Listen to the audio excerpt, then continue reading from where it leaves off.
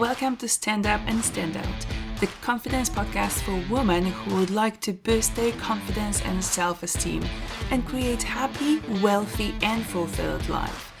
I'm Katia Dejewska and I will be sharing with you tips, tricks and life stories that helped women like you become fearless, to stand up and stand out. Hello and welcome to episode 32 of Stand Up and Stand Out, the confidence podcast. I want to talk with you today about how to deal with negative emotions. How to actually face those emotions and how to move away from that negativity and build up positive thoughts, positive ideas, and positive emotions in your life. But before I will tell you a couple of tips as to how, I want to share with you my own story. There was a day when I woke up and I felt that I couldn't move. I felt that I couldn't breathe.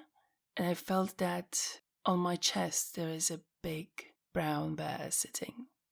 That bear was fed by all the negativity that was in me, that gathered in me the past couple of months, maybe years. Maybe even he was fed by some things from my childhood. Faraway things that I already forgotten, but on a subconscious level, I still remembered, and they were still my blocking points. Of course, because I am strong and I have to be strong, I got out of bed and I went about my day. But this feeling of negativity was constantly with me. This feeling of not being good enough, not being able to do things, being one of the worst people I've ever met, and unfortunately had to spend 24 hours a day with that bad person, was a struggle.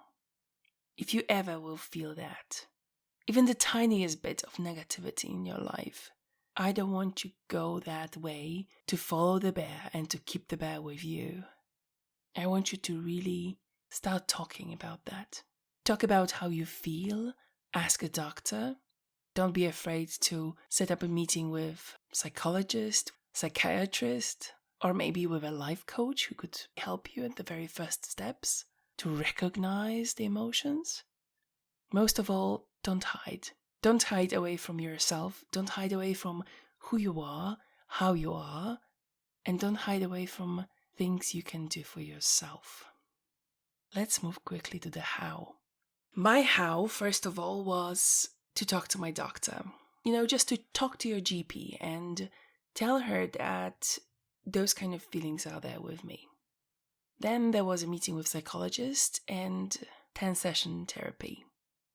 10-session therapy that opened my eyes to what is negative and what is positive and what I can do about that and what things I can't influence. Without that process, I've learned that, first of all, I need to know two things about that emotions, that negative emotions that are in me. First of all, I need to know what emotions are that. Whether I feel just sad, or I feel frustrated, or I feel anxious, or if it's a fear of some sort, just name it.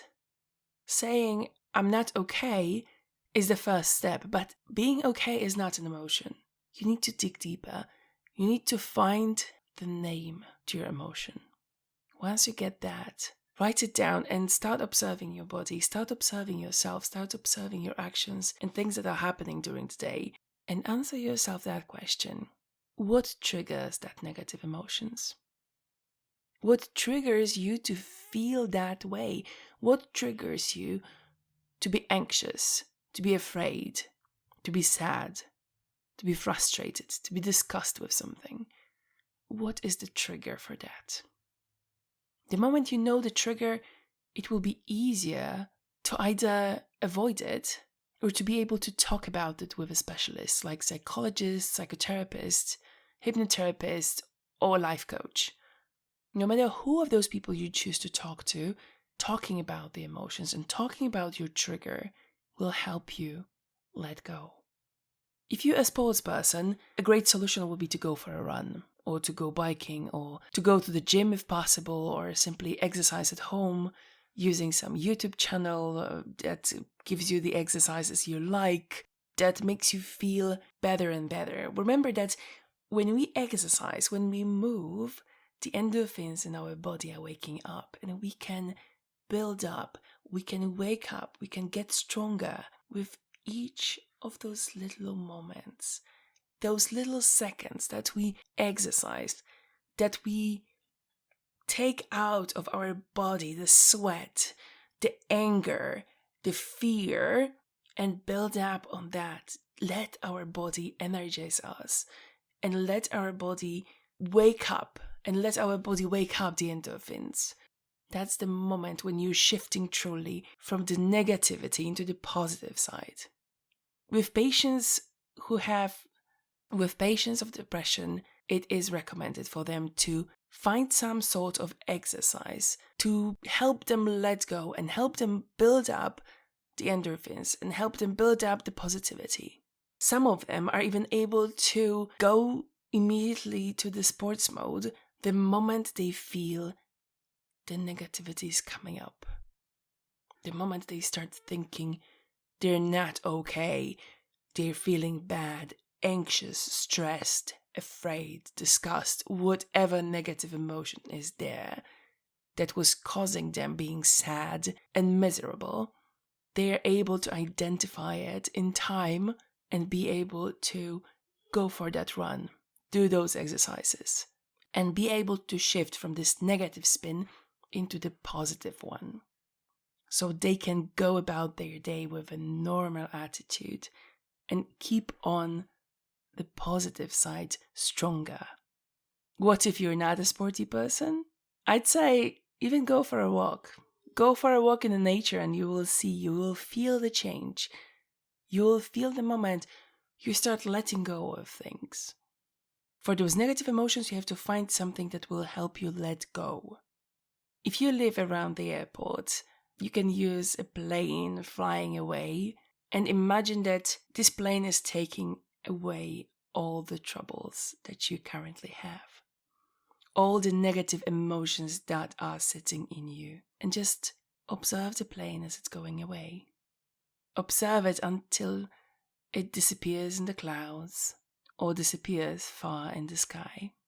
Your negative emotions are there, flying away.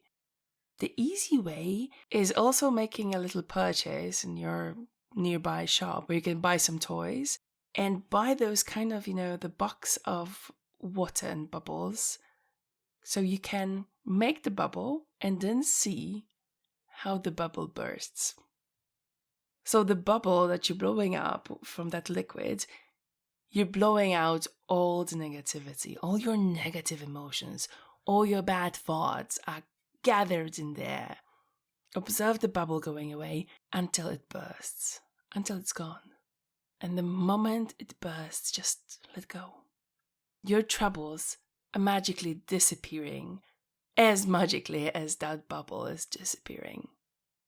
The third way to let go of negative emotions is find some time and take a pen and paper and start writing.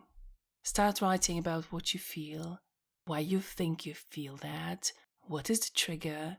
Write down about all the negativity that is gathered in you. If you need, write even 10 pages. Write everything down. Let yourself even an hour to do that. Let yourself time to cry when you write things down. Definitely you'll need a box of tissues.